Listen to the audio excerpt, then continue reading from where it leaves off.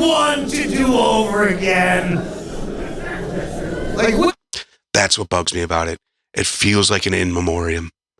It feels like... It really does. It feels like he's fucking dead and we're like trying to remember the good times. It's the Stand-Up Teardown, conducting comedy autopsies. The Stand-Up Teardown now. Hello, all you crazy cats and kittens out there in pod person land. Welcome back to another episode of Standup Teardown. I'm your host, Sean Fau, and joining me as always is my lovely assistant, Mr. Matthew Ballek. I'm waiting for a sarcastic one. I got real claps. Thank you. It's good to be here. Good to be back. Yeah, looking to watch some stand-up. Have a couple of laughs. Yeah, right on. Well, I guess we'll do the same thing we do every night, Pinky. We got three comedians with their specials and their whatnots coming at you, and we're gonna fucking try and talk about them as best we can. But considering the way I've been done so far, I don't know how well it's gonna happen. No. Who is this character? Yeah, I can't even talk today. Well, it's a good time to do a fucking show then. Who do we got up first? Up first, we have a comedian I've never heard of named Matt Wright. I think he hails from Newfoundland, Canada. So we got Newfoundland. I'm sorry, I'm an idiot. But no, I don't. He's known for his quick wit. Exactly, yeah. And it's something of a rising star, so my finger's certainly not on the pulse, but looked interesting. This is his special, I think, fairly recently released called Live at the Majestic. So right. Looks interesting. Yeah, I've never heard of him, so. I'm so nervous. I think that's normal. I told my wife I was nervous, and she was like, don't be silly. And I was like, I don't think that'll help.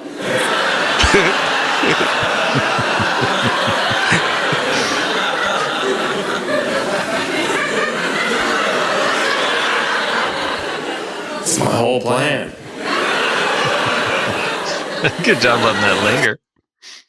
Yeah, that is weird, nervous energy, but also like confident with it. Right. So, I mean, I guess just coming out of the gate, declaring your inadequacies is a pretty standard opening for, a longer show like this. But the way he owns it and he, lets you stew in it and like, yeah, he's making you the awkward one. I like it just for like economy of words and like setup, like all the general keywords about his life. Like now he's married, at least, and like the start was really real fast. Just said the name and boom, you're in. Yeah, he hasn't said much, but we're a minute in and like he's barely said anything that even qualifies as a joke. But I'm already on board. Right.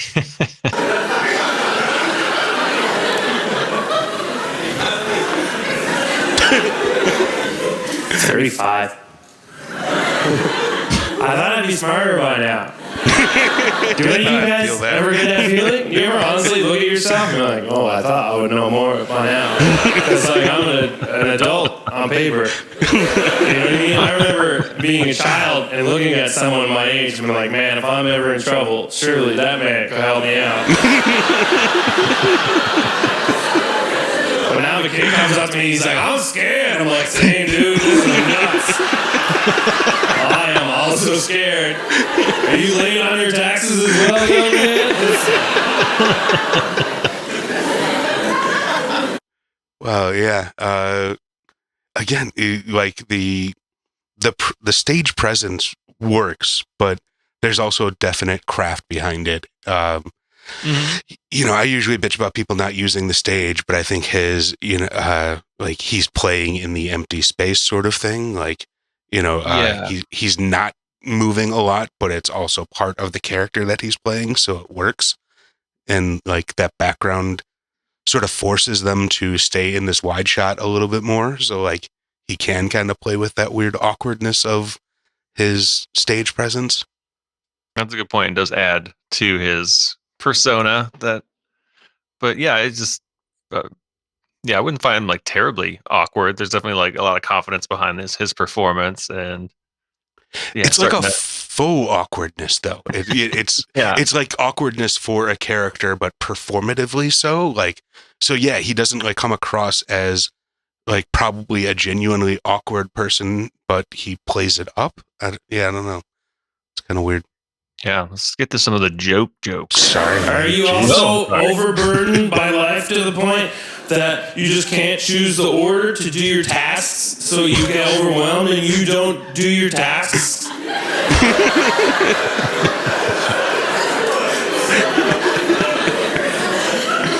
No, you do hopscotch? All right, sick. Love that.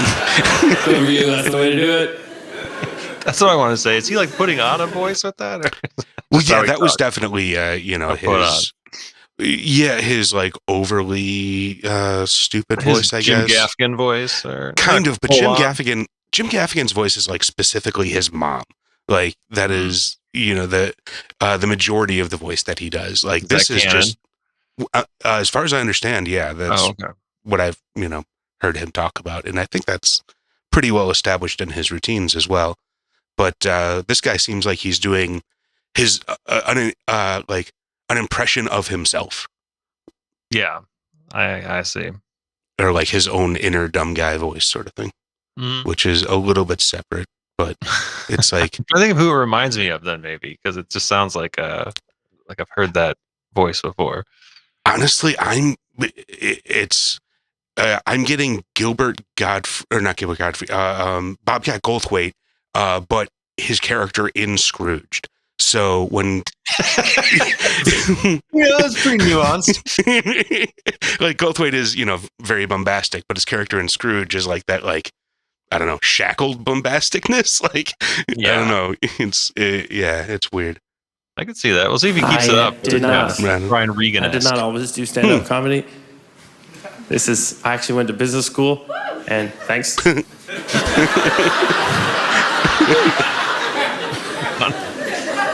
I guess it didn't take. I started doing stand-up the week I graduated business school, and my parents were very confused. As soon as I graduated, I was like, Mom, I don't really know if I want to do any business jobs. I think I would like to do stand-up comedy. And she was like, oh, no. I think I just got very late postpartum depression. All right, maybe I stand corrected. His inner dumb guy voice is the exact same as his mother's voice. So I guess we can scratch that off. All right.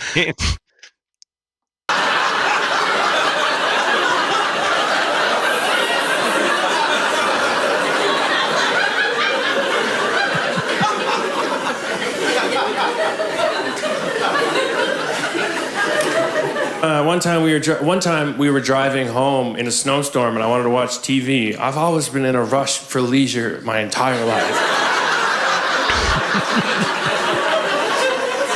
And we were driving, and I said, Dad, drive faster. I want to get home and watch the TV. And my mom turned around and she said, Matthew, it's better to arrive safe than to arrive alive.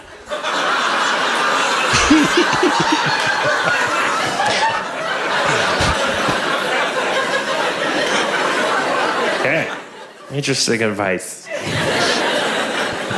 One cool thing about my mother is that in her late 40s, she went back to university and she got her master's. I thought that was really cool. And for what it's worth, I think that's when we should go to school. Not when we're 17 and our brains aren't cooked yet. That's a wild time to make that decision, to be so horny and so stupid. And be like, pick your future now. You said you didn't really know much about this guy, right? Yeah, I don't. Okay. I'm assuming the Brian Regan thing makes more sense in that it just like seems to be a very clean set so far. I'm not. Yeah, it is family friendly esque. Yeah, and not even a dry bar. So maybe I guess I assume that's the majority of his material, but I guess Well, yeah, we'll see. No, you should have to bartend for 5 years and then travel till you spend all that money, and then you should go to school. But my mother went back to school and she did her university education on the internet, which was wild because she did not know how to use the computer at all.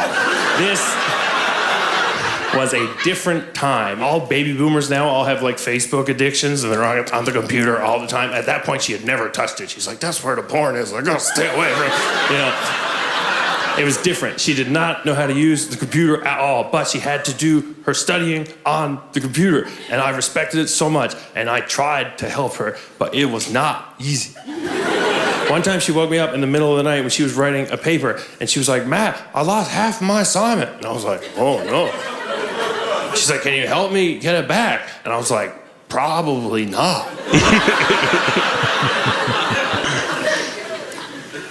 I was like, what did you lose? I could try to help you. And she said this. She said, I lost the whole right half.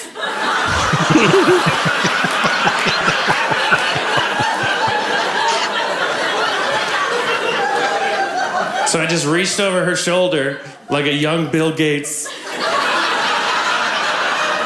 and maximized the window.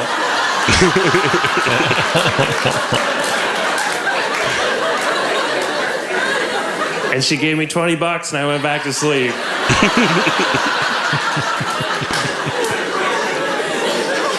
And I've been looking for a dumber way to make money ever since then. And I'm happy to report to you that I found it. I love doing comedy.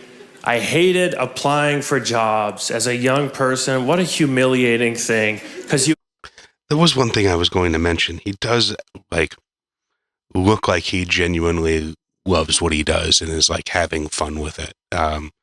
There's a lot of comedians that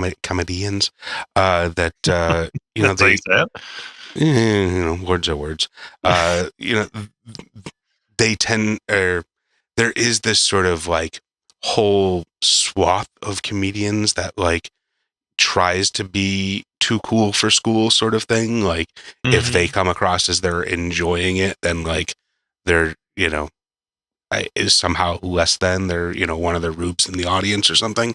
Like he's, I don't know. It's just very, no, it does come through. It's a good observation, but yeah, you can see he's like comfortable up there and he's enjoying himself. Like, and he's getting more laughs off of his like, I don't know, looks to the audience or his cadence of how he says stuff. Yeah, as well. But no, I think he's great so far. Even if it's not like heavy hitting, like highly structured jokes kind of thing, it's still just more like relatable because of his character. Yeah, it's like sitcom humor almost. It's like comfortable humor, like a nice pair of slippers. As a comedian, I guess that's not the best way to describe a comedian. They probably like that too. It's like a nice warm bowl of soup at a retirement home. No skills and no abilities, and you just realize that all that time you spent getting that piece of paper, and no one ever asks you to look at it. I think I could have just told people I went. It's a brutal job market out there right now, and I think it has been for quite some time, frankly. Everyone's like, this is an entry-level job, 40 years experience, come on, let's go. Applying for jobs was horrible, especially like 10 years ago, because now it's all over email. Not that long ago, it was very different. If you wanted a job somewhere, even at a bar or something, you'd have to just walk in to someone who had the job that you wanted and be like, are you almost done?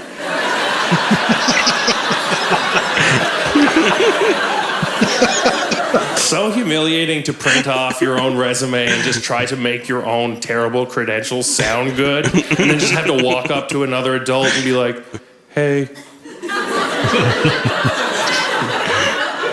I printed off a list of stuff I hope you'll like about me.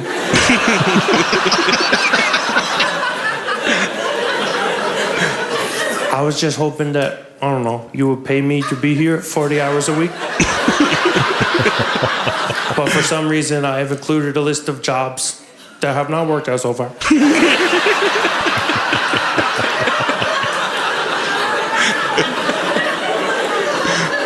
And in case you're not sold yet, you just flip to the back page where I've included a brief list of 3 people who've agreed to go along with this goddamn charade.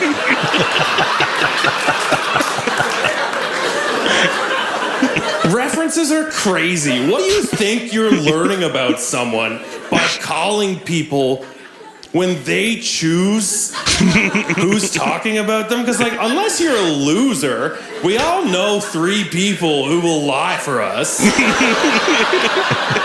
You don't know anything about that person. If you want to learn something about someone, here's who you call. You call one person who they worked for in the past, a randomly selected ex, and then someone who's driven them home in a taxi later than 1 o'clock in the morning. That's how you find out.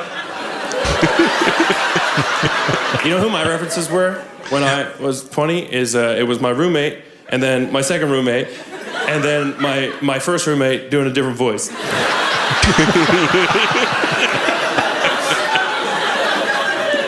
Job interview process, so embarrassing. They ask you the most condescending questions that no human being should ever ask another person.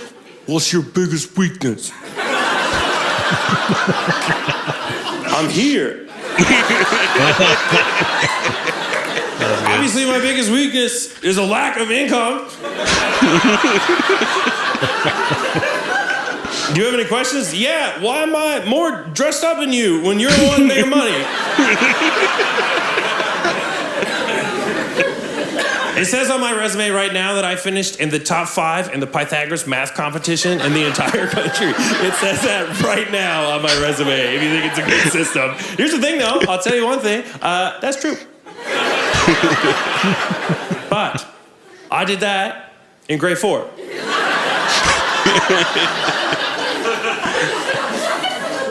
Still did it. There was a bit of a Hedberg cadence there. Yeah, I was going to say that earlier on, too. He has I don't know if it's just his natural cadence, or if he's also just a fan. I feel like it's almost impossible for people to not pick up a little Hedberg at this point. It's just so going more like the silly or like a little slightly off bits, but yeah. Yeah, but like even it's kind of like one of those growing up, you probably never watched an actual Charlie Chaplin movie, but you watched enough Looney Tunes that when you see a Chaplin movie later in life, you're like, oh, I've seen all these gags before. Yeah. So, I feel like Hedberg at this point is just so ingrained in comedy culture that if you spend any amount of time in comedy clubs, you're just going to like pick up some of that cadence on some jokes at some point. But, always got to call it out when you hear it. Yeah, it's observable still, which is it's nice. Yeah. That was pretty, that was lovely. Who we got up next to ruin the mood? Majestic. Oh, yes, we have another fully suited up comic that I think we've both heard of and know and love. This would be Doug Stanhope and his new special, Discount Meat. On YouTube. Macaulay Culkin still has Home Alone on his resume. Shoot. Oh, that's wrong guy. Good evening.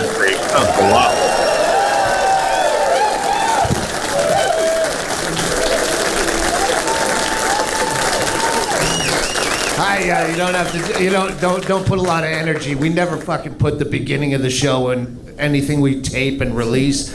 Yeah, just fuck off first. There's no opening act because. Why? At some point I realized why.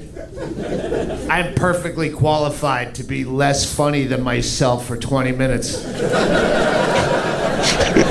While you wait. Comedy is like cocaine to me. Oh, Mitch Hedberg. I'd rather talk. Is it? Oh, wow. Yeah, young Mitch Hedberg. Let's get me out there. Here's the problem with this special, and why it's not special. What I'm recording is the best of pre-COVID. I had like 8 months of good shit, and then fucking nothing, and then after COVID. So it's like I have two closers in this. I still don't know how I'm fucking gonna work this set out at the end. I know exactly the point of this set where I'm gonna fuck things up. I actually went through it. I go, Interesting. So production style. Yeah, this is a very novel approach to at least a presentation of a stand-up. Part of me feels like it's covering for something or like distracting, but he seemed I know him to be solid enough to pull off an hour without a problem. So this is kind of one of those things where I would say it's a gimmick, like visually, for any new stand-up that I had never seen before. But I trust him enough that this is just a little icing on top of an already decent performance. I'm trepidatious about this. I will admit that I scrubbed through the video a little bit just to kind of see if this is the style for the whole thing. Yeah, and it appears to be that this is, the visual presentation for this. So it is a little like Wes Anderson-y. Yeah, not as symmetrical, but just like with the still, like, does it change scenes? Or just the sort of. Yeah, like you'll see it'll kind of bounce around, but it maintains this style of like watching TVs through TVs, which is kind of visually nice. But yeah, we'll see if it gets annoying. Whatever. It's like minutes ago, I'm like, at that point, fuck, it's too late. I have two fucking specials. It's like if you were trying to abort conjoined twins and changed your mind a little too late and wanted to save them. So you're trying to just join them back together, but there's no connective tissue between the two, so you're just stapling eyeballs to assholes at the last minute. And that's what we'll put out or edit together. Fill it all, we'll sell it for parts. Yeah, changing of scenes here. All right, so at least he sets up that this is clearly something that it's, two specials, two halves of specials that don't go together. Totally, and it makes sense. I don't know. I'm having trouble reconciling his stand-up with this sort of visual style. Like, he is just like an old school, Friars Club fucking comedian. Like, there's, and then to kind of try and bring it into this, I don't know, but like TikTok editing or something. Right? You call it that? Yeah, maybe there we go. We got at least like a one shot. That's cool. But yeah, maybe it's because we're also on screen at the same time. Screens within screen. Yeah, to actually watch our thing of watching screens in this fucking. Yeah, man, I feel sorry for our audience. Now that we've had enough time to put both in the rearview mirror and judge without emotion, what did you like better, COVID or 9/11? Pick one to do over again. What? That's what bugs me about it. It feels like an in memoriam. It feels like it really does. It feels like he's fucking dead, and we're trying to remember the good times. It's just a weird. I don't know. Something about it just doesn't meld together properly. Do we know health news about him? What's that? Do we know any latest health updates? Is this an in memoriam? Is this a fucking Bill Hicks situation? Right. Post-mortem comedy special. I hope not, but I also kind of hope it is, because at least that would make sense. Fun for you. There's arguments to be made on both sides. And I got more material out of 9/11, so you could say that 9/11's funnier. But which did you really enjoy more. Like, 9/11 was more exciting. And I needed excitement at that point in my life. I needed the thrill where COVID was more relaxing. The most beautiful sabbatical of lay back and have every reason in the world to tell people to fuck off and don't come to my door. And you could have them both over again, yeah, but you can only pick one. COVID, no good footage. 9/11 had way better footage. You can still watch. What was that? Oh God. Yeah. I guess this is classic. I mean, Doug Stanhope premise. So Sure.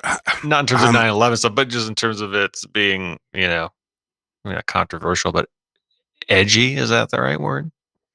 Yeah. It's certainly it's old man edgy. I was going to say maybe it's because his voice is more like coarse too. It just sounds a little bit more like, is this like provocative edgy or just crazy person edgy? No, I think it's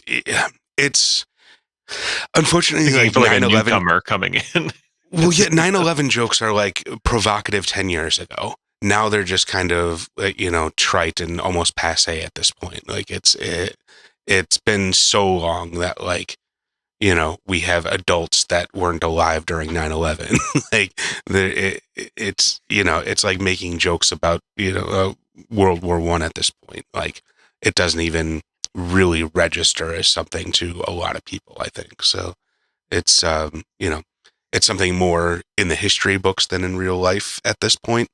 So it just I don't think it has the edge. Like if you were to start making fun of the LA fires or something that's more topical, that would be a little bit more edgy. But there's that too soon thing, and this is way past too soon. Yeah, but I like the premise of it because he's just setting the audience up to like realize that they're terrible people because they're thinking like, which one did I like better? Oh yeah, like yeah. 9/11 or COVID, and forces them to pick one. It's like that's so funny. Oh, none of that is distracting from the comedy. I mean, it is well crafted, and it's obviously well tested. But I really just can't get over this visual style. Like it is really distracting. Yeah, it is such polarizing. I could tell. It's yeah. Or is it going to be just universally disliked? I don't know. Well, it's one of those things where like if I listened to it as an album, I wouldn't even. It wouldn't register. I would just be listening to the comedy. But this feels like little glitches in it. Yeah, but I mean that's like audio ones. Yeah, it's times. But they're intentional, so that I think that would come across even in just an audio only version. And there's all sorts of weird shit in comedy albums. Like brought up Bill Hicks earlier. He used to do all sorts of weird needle drops and shit in the middle of his albums. So like. There is precedent for that. I mean, that's how I know of Tool. Like, I wouldn't be aware of some good music without Bill Hicks there. So adding those effects is not unknown in a comedy special. But like, again, I just don't think these two styles. This mournful, very orange fire candlelight sort of thing. With his, old pictures. Yeah. Plus, I mean, the CRTs just make it look or feel like they're, much older video. It feels like you're watching something from, the 80s or something. Yeah. And his style of dress is, like stuck in 92, I would say. So it's still, kind of the whole like out of time thing just is completely, distracting for me. Yeah, I'll say it's growing. I mean, I just sort of like fixate on the area where I can see the performer, right? And then kind of lose the background a bit. So yeah, this scene. I'll try harder. I'll be better. I swear. 9/11, if it's on anyway, you're not gonna turn the channel right there and I'll sit through this till the fucking dust blows down Wall Street. Yeah. It's like Shawshank Redemption or Groundhog's Day. If it's on anyway, I'm going to sit through till the end. It's seasonal. planes, trains, and automobiles. No.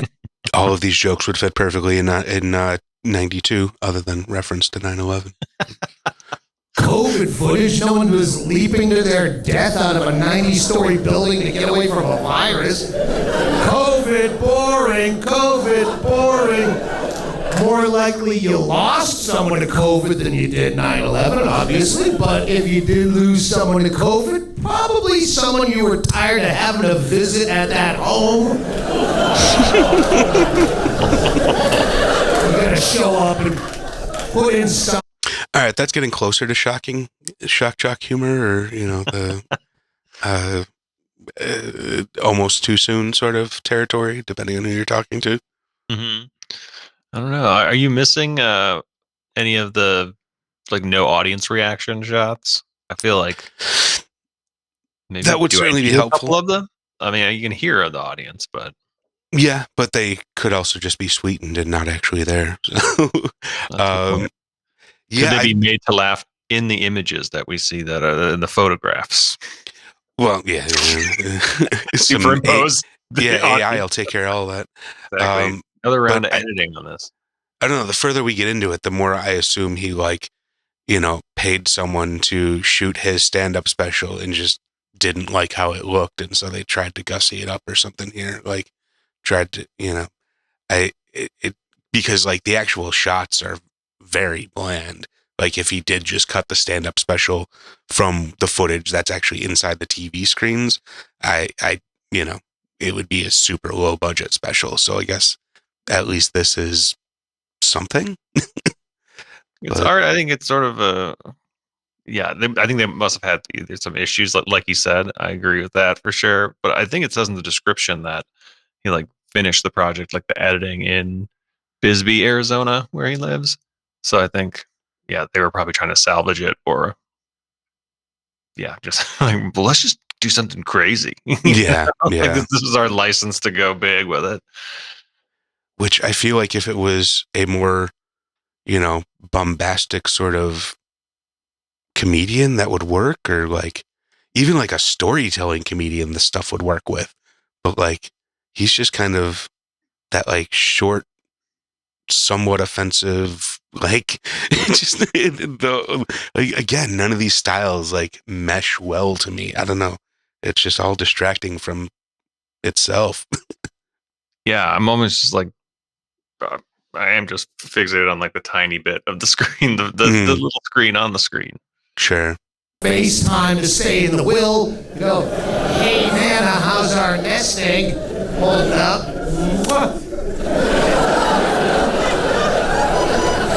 I don't like the way that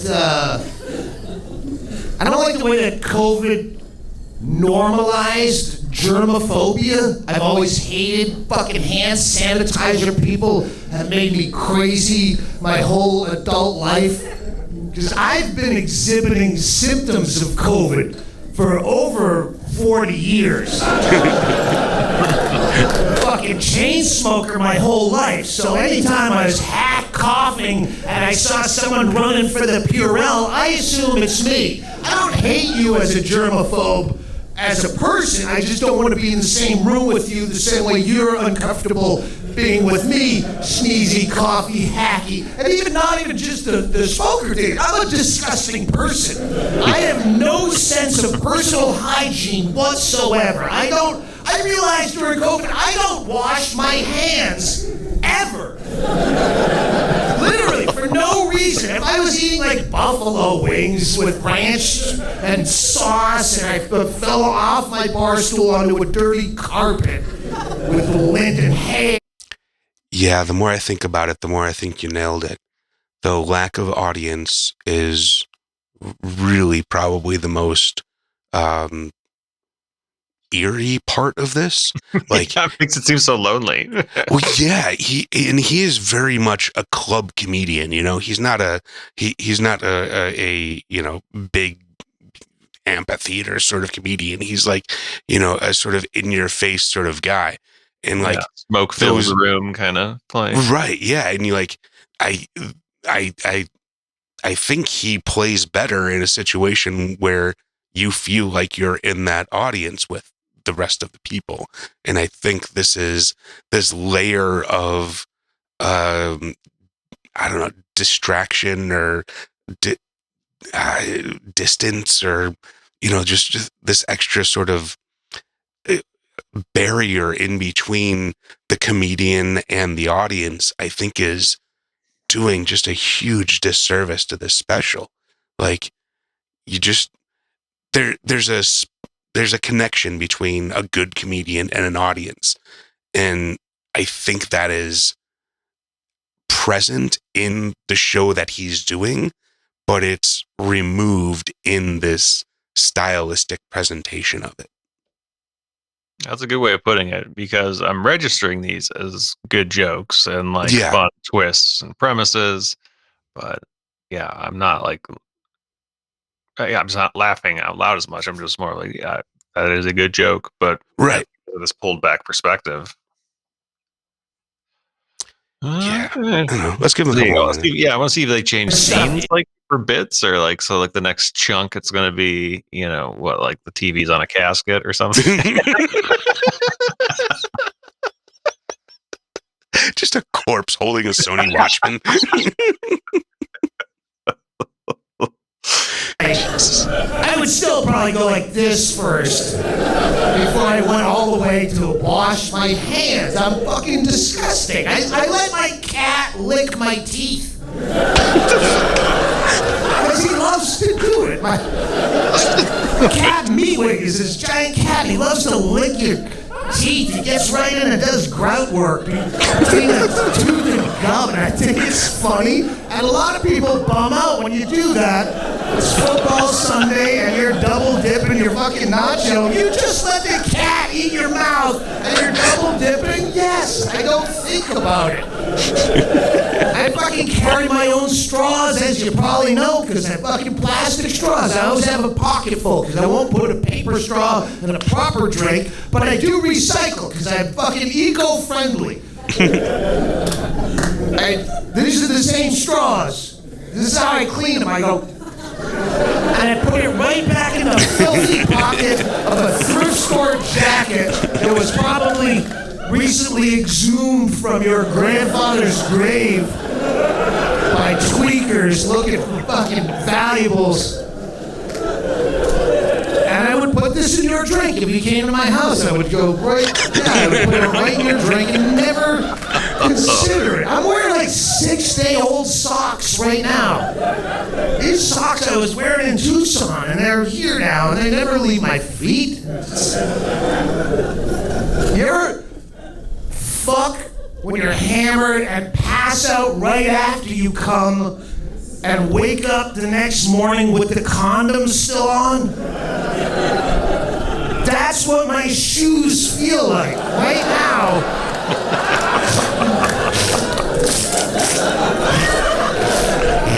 I don't care. Too male-centric for you? Ladies, you ever fuck hammered, pass out right after he comes without a condom, wake up the next day? Oh, it didn't need two genders worth. So relevant.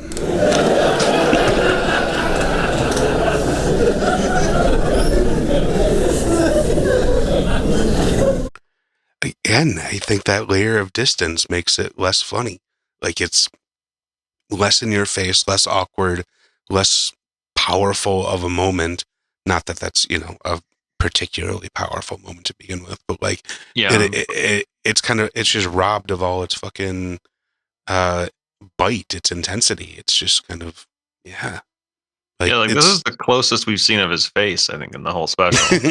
Yeah, true. Very good point. So we're missing out on like the real tight shots, or like any, because I think that would help draw you in more. Because like, oh, sure. That's part of the bonus of having a specialist, to get that front row seat. Yeah, that face acting is very much a big part of selling who you are as a character. Like, and yeah, and also a big part of what we were talking about before with like the intimacy of a small audience. You know, if you're in a giant amphitheater, you got to play big, but if you're, you know, in a tight little Or intimate dank space. comedy club. Yeah. Mhm. You get Basement room. Right. Yeah. There's, a lot more facial expression that comes with it. I don't know. Yeah, That was it looks good against a brick wall. you and your fucking brick walls, man. I don't get it. Yeah. Let's give him another minute. Like his jokes are like you said, they're funny. They're just not landing like they could be. One more joke. 9/11 had way better conspiracy theories. Every conspiracy theory is better than fucking COVID conspiracy theories. I loved conspiracy theories. Like, as for entertainment purposes only. I wasn't fucking, but fucking COVID, like 9/11, all of them, Waco, fucking Oklahoma City bombing, all those conspiracy theories. I hate to be the old man. Conspiracy theories were way better when I was a kid. But 9/11, they made sense. There was a sober, cogent, convincing narrator who would slowly bring you through all the beats of why. And on the morning of September 11th, the hijackers. But at the same, you're selling me. I know this is bullshit, but you're doing great.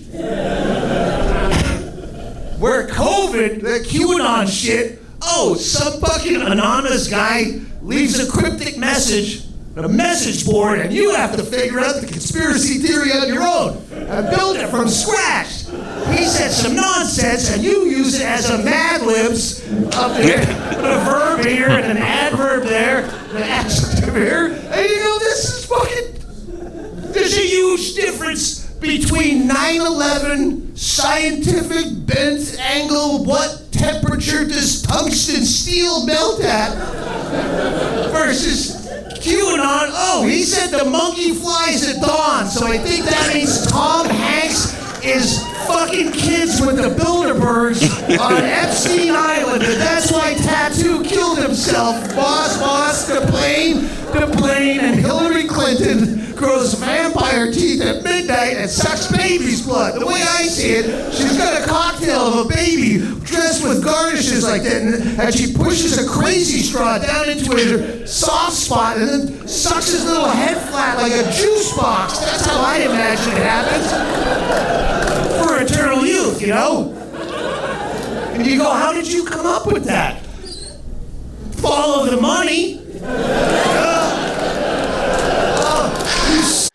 Yeah, again, all that stuff, like, it just kind of loses its bite when you're that distance.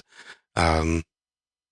Oh, well, I'm gonna at least have to scrub through to see if there's any scene changes or how frequent those are. But let's see, we can actually do this as a service to our audience here.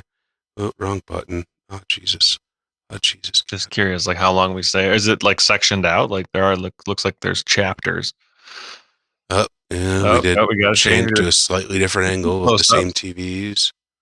You're getting closer to his face. That's good. Weird. Now we're going the Beatles on the Ed Sullivan Show look. Yeah. Yeah, it is all just played from those same TVs in some okay, so yeah, not even changing room. No, I think it's just they set up some TVs and hit play on all of them and just had some different camera angles on them.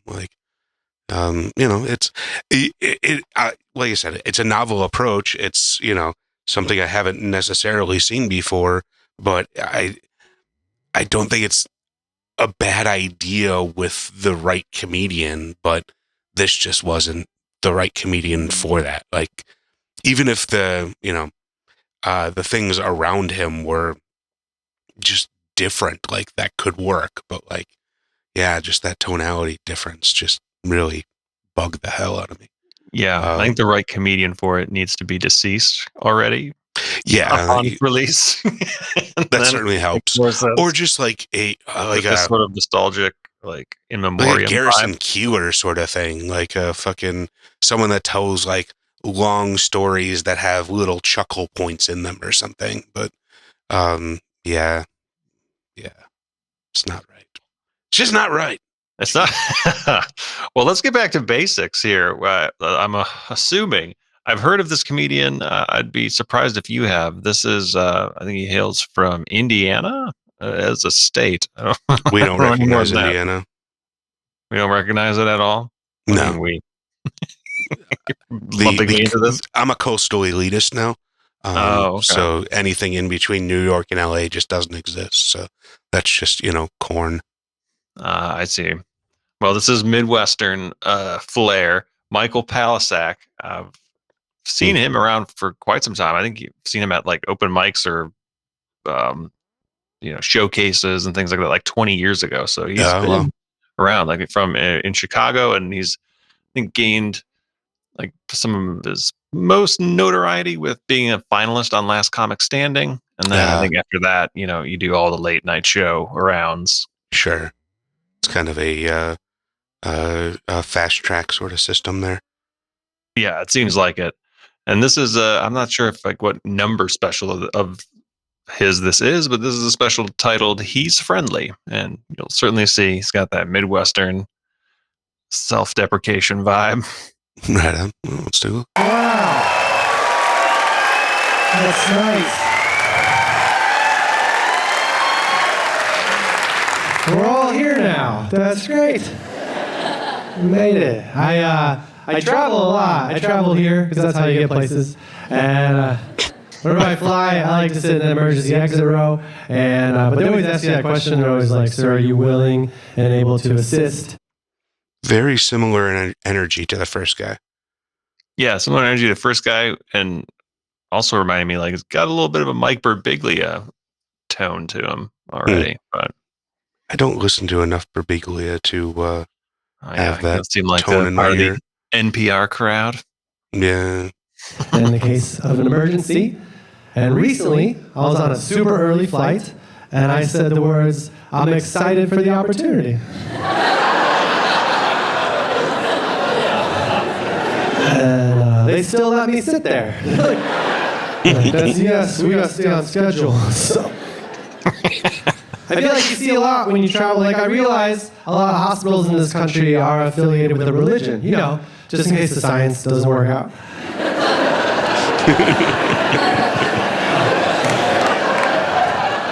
I don't know if they pitch it like that. It's like, "Hey man, we gotta operate, but you should go pray first. Your insurance doesn't cover anesthesia.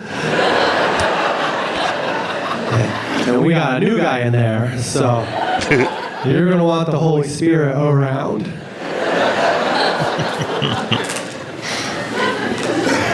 A lot of the Catholic hospitals are named after saints. I drove past one. It was not. It was called Resurrection Healthcare. Okay. That sets the bar a little high. Like, I just came here for a sprained ankle. Like, you drop your grandma off at a place called Resurrection Healthcare. I feel like there's an expectation that you're gonna pick her up. Like it'd be weird if like a sad surgeon came out splattered in blood, just being like, "We did everything we could." Oh, okay. Well, I don't think you did. Yeah, we'll be back in 3 days.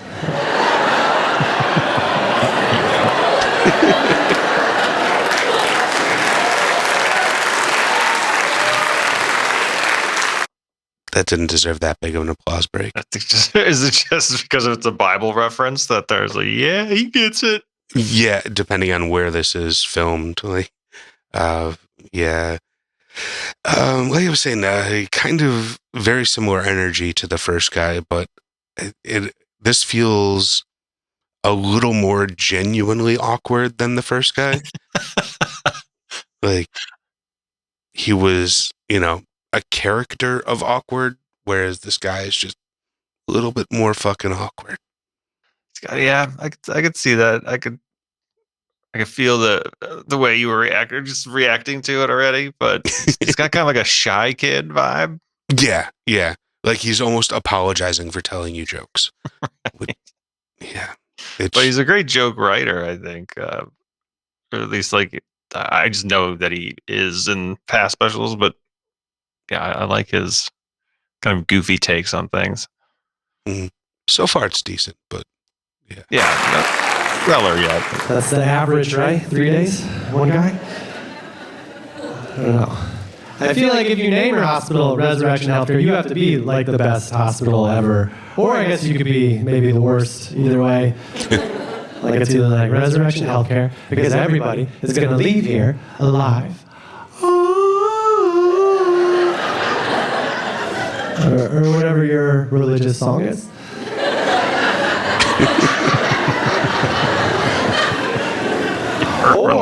Or it could be the worst. Or it could be like, Resurrection Healthcare. Okay, so what happened was, she was alive, for sure. Now she's not. But whenever Jesus comes back, then she gets to.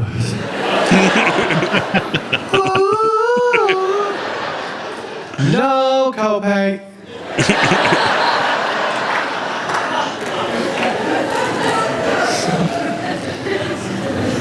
See a lot of stuff that I don't see. Like I saw a billboard I had never seen before recently. I was driving. It said, it was very intense. It said, opioid addiction can begin after 5 days. And I say it like that because the font was scary.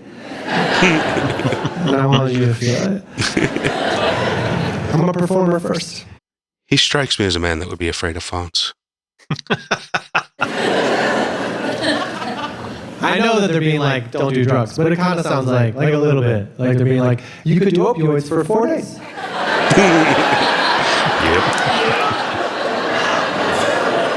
It'd be fine. What are you worried about? Monday, Tuesday, Wednesday, Thursday, you gotta wrap it up, okay? Invite some people over, finish them off. You can't do opioids for a full work week, okay? Just say no every 4 days.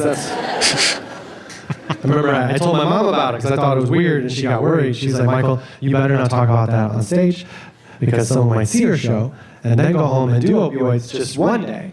And then they might die after 1 day because of your show. Wow. So, don't do that, please.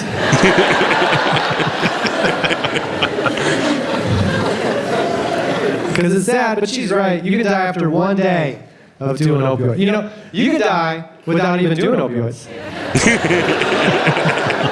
That's how dangerous they are.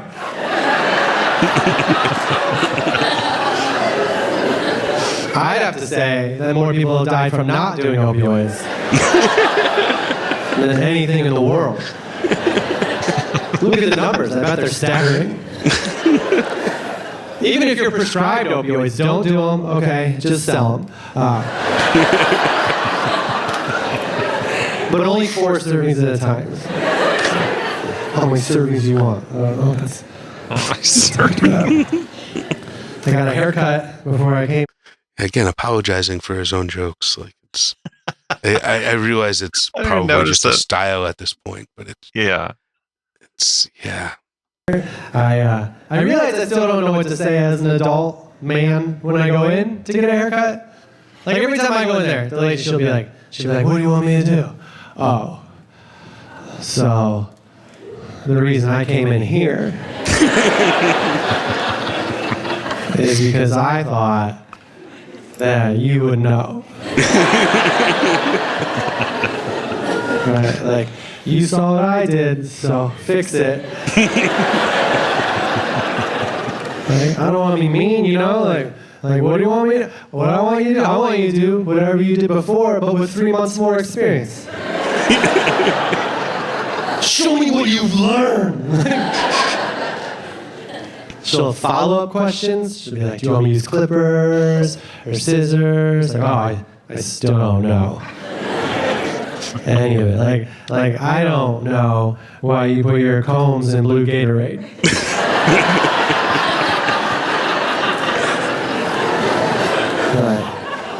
Like, how hard are these combs working? That they need their electrolytes replenished. That's such an intense, inconsistent rate. There's a Hedberg. She's very nice. It's just sometimes weird at the haircut too, because she'll be like, do you want to see the back? Well, I think it's too late. It's already gone. So I kind of would rather just pretend that's how I like it. But she's so nice, I don't even think before I'm just like, oh yeah, I'll look at the back, you know? So then she'll hand me a mirror, and she'll spin me around, and I am still looking at the front.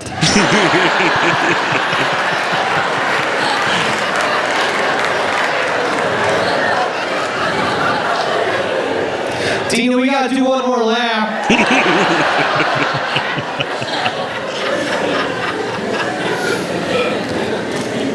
I appreciate everybody being here. It's very special to come and do a show for everybody. I like talking to people after the show too. One time it was a little weird. One time a guy came up to me after a show and he was like, I don't want to be a stalker. Well, don't say that. At least don't open with it. Like, wait until I'm in your basement.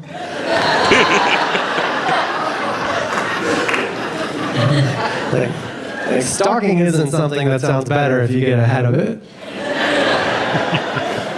That's for little stuff, right? Like maybe you get food on your shirt, and you have a job interview, and they're like, what would you say is your biggest weakness? You can just be like, condiments, you know? I don't know, that can help get you the job. Like, oh yeah, you got mustard right here. You're hired. We're gonna call you the colonel for 6 years, because we love Clue as an office. You can't bring up stalking in a job interview, even if it... Did I just have a stroke? Like, what? I don't think I even understood what the fuck he was getting at there. Because the office likes Clue, so they call him Colonel Mustard. Because he has mustard on his shirt. Yeah. It was just a little convoluted. It didn't get a huge audience reaction either, I think. Was it funny? It's just funny because like they're gonna give him like the office nickname, but he's just like, yeah, went a couple levels too deep. Yeah, it was like all punchline and no setup sort of thing. Yeah, something about that just didn't land. But like the rest of it, I realized he's like whispering the jokes almost, or like, you know, bringing you into his sort of confidence. So like, you know, kind of opposite of what we were seeing with the Stanhope special. Like being able to see this guy's face is, you know, the key to a lot of these jokes even landing at all. Like the, you know, just the sort of physicality that he's bringing through. It's not huge. It's not, you know, we're not talking Jim Carrey shit, but like just even the little facial movements are what sells a lot of this. And again, I think that was totally what was missing from the Stanhope special. Yeah, people like looking at people's faces. Like, every YouTube thumbnail is like a big old person's face, like in your face. That gets, you know, you dig into the like the deep psychology of, you know, when babies recognize faces and shit. It's like, you know, one of the first things that you recognize, and like, you know, people who are sort of mentally programmed to see faces when there aren't faces. You know, the fucking electrical socket looks like a smiling man because our brains are just kind of programmed to see faces like that. So, yeah. Oh, in a tile the other day.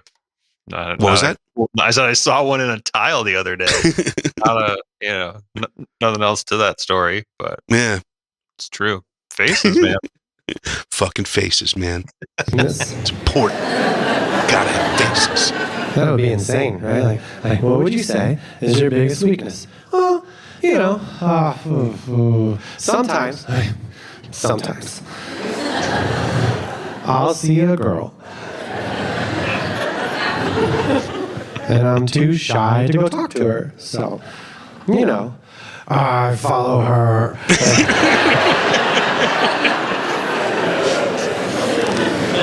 And I have to say that's my biggest weakness right now. Sometimes I do too desserts before bed, but after a lot of reflecting, I'd say stalking takes the cake.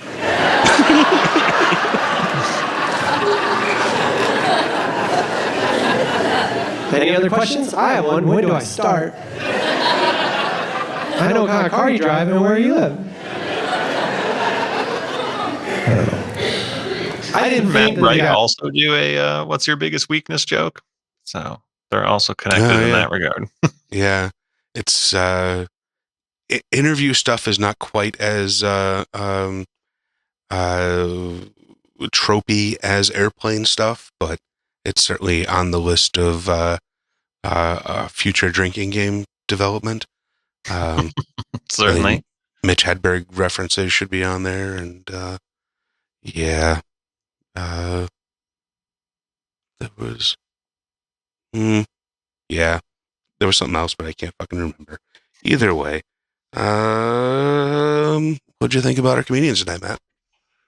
Oh man, it's a tough call, but I would say for like pure watchability, I like both Matt Wright and I like Michael Palascak just because I've seen him perform before. So I'm like, I would probably go back to that one as well. Doug Stanhope one, I might make that like if it's a YouTube exclusive, but I would listen to the audio of it just to to catch it. But yeah, the visuals of it were a little, like we talked about, it didn't pull me in as much. Well, I mean, there is also the sort of school of thought of there was like some announcements from Netflix a couple weeks ago that they want to start concentrating on making content that is essentially second screen content. So like, there's a lot to be said for people that are listening to YouTube while doing other things and not necessarily watching it as intently as we would be here at the show. So like there, just having it on in the background, it's probably a fine special. But if you're, sitting there and actually trying to watch it as a stand-up comedy special traditionally, I think that's where it kind of falls down. But yeah, I definitely have to go with Matt Wright as the winner tonight if we're going to declare one as such. Your winner take all, yeah. I'll give it, yeah. Matt Wright is also because I've never heard of him, up and comer, so I'd be excited to watch more of that as well. Sure, yeah. Honestly, all three of these specials I will probably finish, but Matt Wright is the one I would be most excited to go back to and to get through. But yeah, that's standing them up and tearing them down. Yeah, I guess. So yeah. I think we did more standing up today. Well, I did more standing up in the beginning and started tearing down more as it went. But we do what we can here. Yeah, we don't say the quantity of teardown at any point. True. But yeah, Sean, how can people subscribe, learn more, do more? I know they can visit StandupTeardown.com to watch all these specials. There is certainly that website, and they can log in to StandupTeardown.com and make their recommendations known to the world and let us know what they think. But also, do the likes, the subscribes, comment on YouTube. Let us know who else we should be checking out. Give us, some suggestions for other stand-up specials that you want to get our opinions on. Maybe there's something you don't want to sit through a whole hour of and you want to see what we think first. Or maybe you just like to disagree with us. Either way, let us know. Put it in the thing and yell at us, and we'll yell back sometimes. And then the circle of life will be complete. That's your teardown. Sit down, it's time to read between the punchlines. Ooh. They set them up, we knock them down. Why heckle at the show when you can heckle from the comfort of your own home? Stand-up, teardown, conducting comedy, autopsies, the stand-up, teardown now. You won't be killed. Bit by bit, beat by beat, set a punch, repeat. Ooh, they set 'em up, we knock 'em down.